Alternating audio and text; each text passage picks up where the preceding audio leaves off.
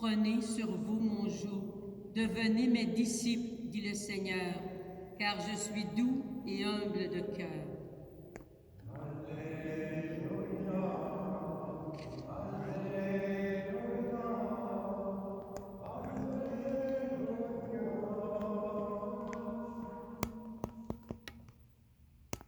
Le Seigneur soit avec vous. Évangile de Jésus-Christ selon saint Luc. Un jour de sabbat, Jésus était entré dans la maison d'un chef des pharisiens pour y prendre son repas. Et ses dénains l'observaient. Jésus dit une parabole aux invités lorsqu'il remarqua comment ils choisissaient les premières places. Il leur dit: quand quelqu'un t'invite à des noces, ne va pas t'installer à la première place, de peur qu'il ait invité un autre plus considéré que toi. Alors, celui qui vous a invité, toi et lui, viendra te dire: cède-lui ta place. Et à ce moment, tu iras plein de honte prendre la dernière place.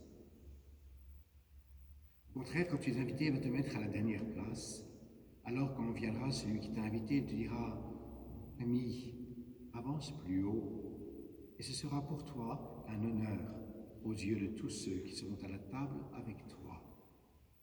En effet, quiconque s'élève sera abaissé, et qui s'abaisse sera élevé. Acclamons la parole de Dieu.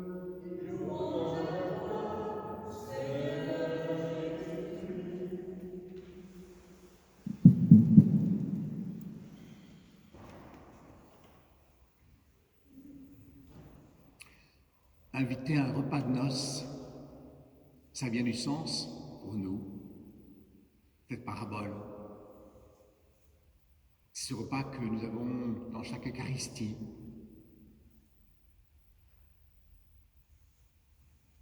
C'est ce repas que nous partagerons avec l'agneau lui-même, le Christ, dans la joie du ciel.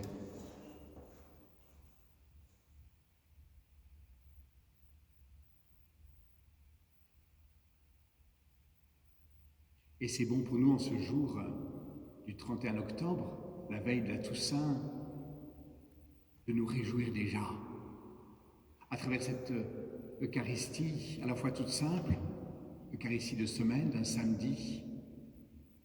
Nous confions à Marie nos intentions, notre monde.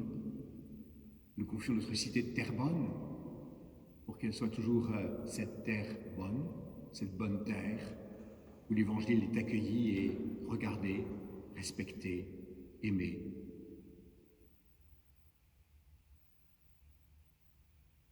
Parce que finalement, ces noces, c'est pour tous. Tous, tout homme de bonne volonté est invité à vivre ces noces. À rencontrer la lumière, à rencontrer l'amour.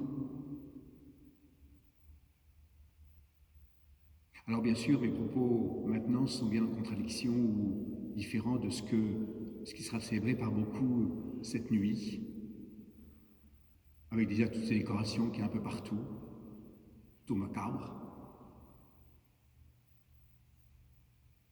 L'Église est là pour garder la vie, depuis la conception jusqu'au dernier instant. Ça dérange, mais c'est ça la vocation de l'Église, la mission de l'Église, parce que c'est la mission du Christ. Protéger la vie, accueillir la vie, qu'elle soit la vie naturelle ou la vie encore plus surnaturelle. Et c'est ce que je vous invite que nous confions à la Vierge Marie. Je ne sais pas bien ce qui va se passer ici ou ailleurs, cette nuit du 31, mais vous savez bien que dans certaines traditions anciennes, c'était la fin de l'année, du cycle du temps. Et donc c'était justement, comme tout s'achève, c'était les morts. Donc c'est bien, l'Église a repris cette tradition d'une toute autre manière, avec la fête de tous les saints. Et aujourd'hui, ce n'est pas tant les morts que nous regardons pour eux-mêmes, mais plutôt ceux et celles qui nous précèdent comme témoins de ces invités aux noces et qui ont su humblement dans leur quotidien déjà en vivre pour goûter ce bonheur du ciel. Alors vous avez remarqué, il y a ici, juste à côté de nous, juste à côté de moi, il y a cette image de Michael Givenet, le fondateur des Chevaliers de Colomb. Il sera béatifié dans quelques heures aux États-Unis. Pour nous, c'est une joie, parce que dans nos paroisses, nous avons les chevaliers colons bien présents, bien impliqués. Un prêtre, un saint prêtre. Aujourd'hui, c'est tellement rare, hein. On parle que des pédophiles. Il y a quand même des saints prêtres, ça existe. Qui est mort relativement jeune, 37 ans, 39 ans, avant la quarantaine.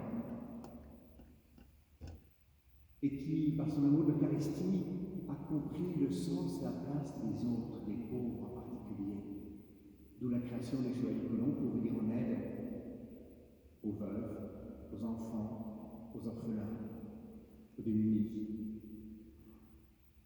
Alors prions Michael pour que cette mission qu'il a accomplie si merveilleusement sur la terre, qui nous ouvre les portes du ciel, nous fasse comprendre aussi à nous ce chemin qu'évoque très bien saint Paul dans la première lecture.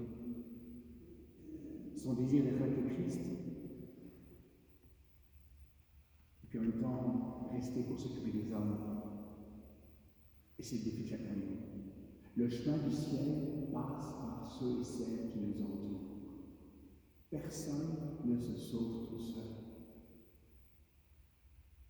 Il n'y a que le démon. Le démon, oui, lui, a voulu se sauver tout seul. Et on voit quoi ça menait. Mais la sainteté, c'est une communion, parce que Dieu est communion. Nous sommes créés à son image. Dieu est communion de vie et d'amour, et de Père, Fils et Esprit Saint. Et c'est tout l'effort de la vie humaine, entrer en communion les uns avec les autres.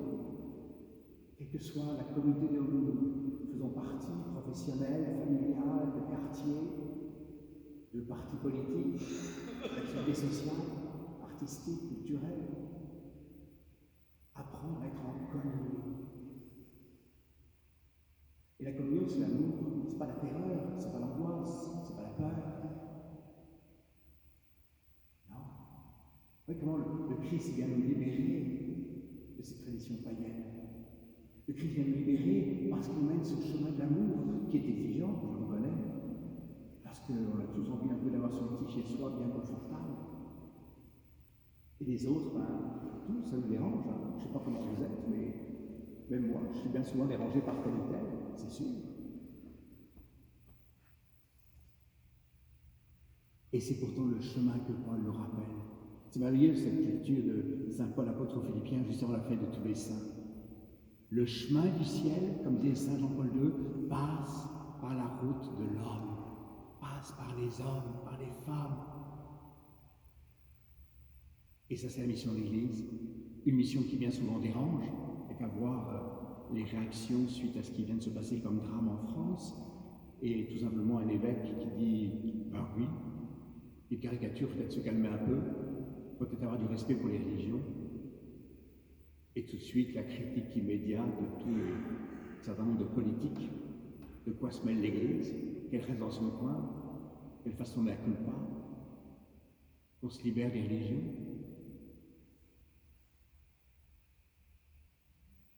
Demandons à la Vierge Marie, qui est source d'unité et de paix, de mettre la paix dans nos cœurs. Et confions-lui spécialement tous ces enfants qui, de façon très innocente, iront chercher des bonbons à droite à gauche, qui sont peut-être invités par tel ou tel à d'autres gestes.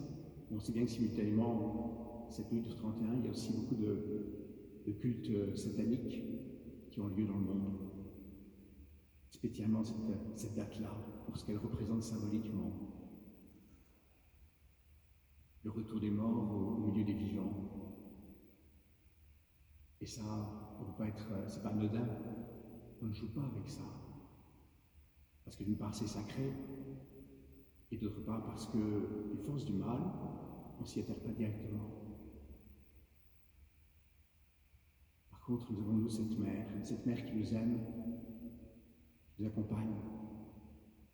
Confions-lui ces jeunes, confions-lui tous ceux et celles qui sont tentés par le désespoir, tous ceux et celles qui sont prêts à faire des pactes, comme ça existe, c'est évident, pour qu'il découvre un vrai chemin de liberté, un vrai chemin de paix, par le cœur de Marie, par le cœur de Jésus.